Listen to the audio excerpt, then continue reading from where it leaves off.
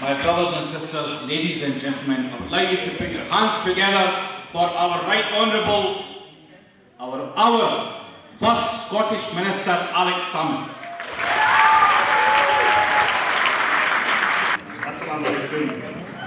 Ladies and gentlemen, Habib was of course joking about not being able to pronounce Banff. He actually is from the northeast of Scotland, and his Doric is impeccable.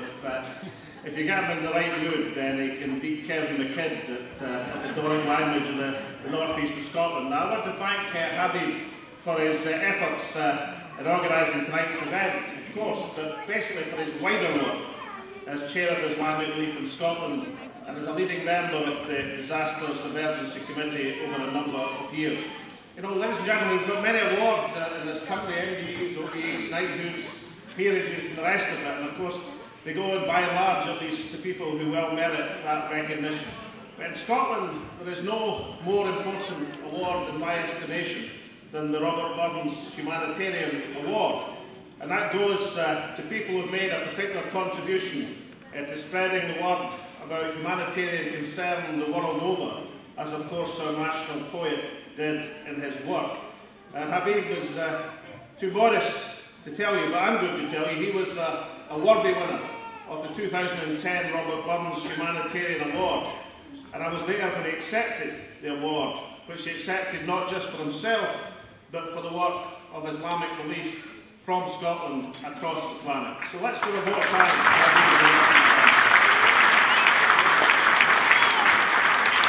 And the inspiration that's given to so many people. I know that Hamza Yousaf, MSP, is at my table, and he had his first involvement in activism as a volunteer for Islamic Relief when he was just 10 years old, which must have been about 5 years ago or something like that. But the influence of Habib in Islamic Relief is making itself felt in Holyrood, as well as in Haiti and all the other areas of the world where Habib has worked over the last few years.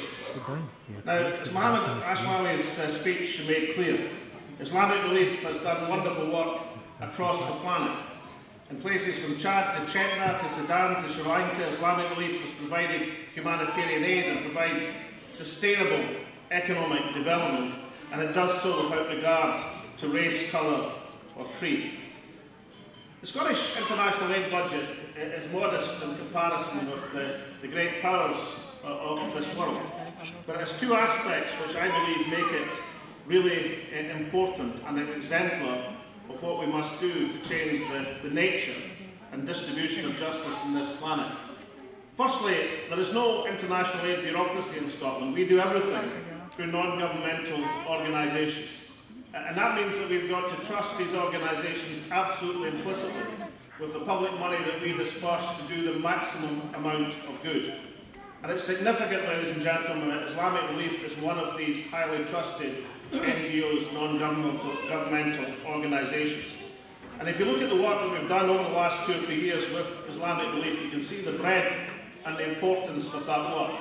In Pakistan, not just to meet the huge challenge of the floods in 2010, but also in a development programme in Pakistan. And the idea behind the development programme is building sustainable communities, and that's working to provide microfinance to communities and targeted support for potential entrepreneurs so that we can leave these communities in a better state, a sustainable state, with indigenous economic growth which will help to sustain the community for a long time.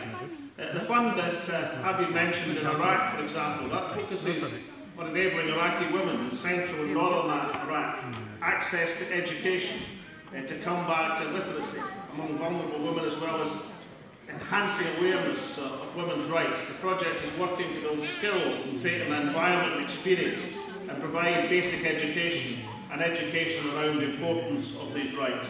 It's a hugely important and innovative project that is pioneered by Islamic Relief. But the one I want to draw particular attention to, because it's so relevant to tonight's proceedings, is the Life-Saving Response Project in the Wajir district of Kenya. Now that is a project which is designed to make a contribution to combat what we heard earlier from the Well Foundation, the 18 million people are suffering a shortage of water in sub-Saharan Africa. And that project helps 18,000 people. You might think, well, that's a drop in the bucket compared to 18 million.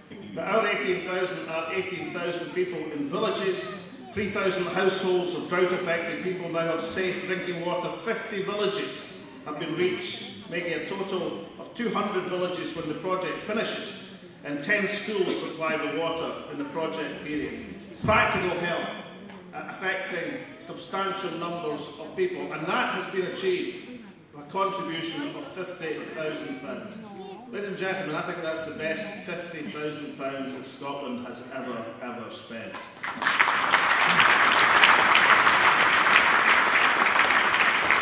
The second aspect of the Scottish effort, which I think is worthy of note, is that we become the first developed country to launch a climate justice fund. And that fund is modest initially. It was launched in May. It was launched by Mary Robinson, the former Irish President, with us. And the fund is £3 million initially. And that fund is designed to make the statement that in terms of climate change, when we're suffering, as I believe we are now, from climate change in the Western Hemisphere, then Scotland it's raining every day instead of every 2 days in a Scottish summer. When that happens, things happen like the Perth races have to be abandoned, and the Glams food fair and country festival had to be abandoned this week, and that causes substantial inconvenience and upset for those concerned. It causes dislocation and a loss of valuable finance. When that sort of thing happens in sub-Saharan Africa, when the rains either don't come or come at the wrong time, then what happens is the subsistence crop fails and people starve in their millions. So climate justice is designed to make the point that those who are not responsible for the climatic change which is engulfing the planet are exactly the people who are in the end, who bear the brunt of the impact of climate change now. And therefore we've launched the Climate Change Fund as an exemplar, as an example of what can be done by developed countries if they put their minds to it and start accepting responsibility for the consequences of what we have done as developed countries over the last generations. Ladies and gentlemen, Islamic Relief's mission statement sets out a vision, and I quote, of a caring world where communities are empowered, social obligations are fulfilled, and people respond as one to the suffering of others. It's a vision that's inspired, of course, by the Islamic faith, but it's also a true international universal statement of compassion and empowerment. It's a vision that the Scottish Government fully endorses, and Scotland, acting as a good global citizen, can play a significant, a valuable part in achieving that vision.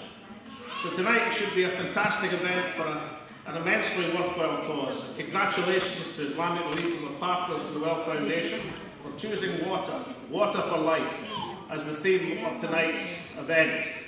I think Islamic Relief has already demonstrated that every single donation that comes to this organisation will be used to save the lives or change the prospects of thousands or tens of thousands or indeed millions of people the world over.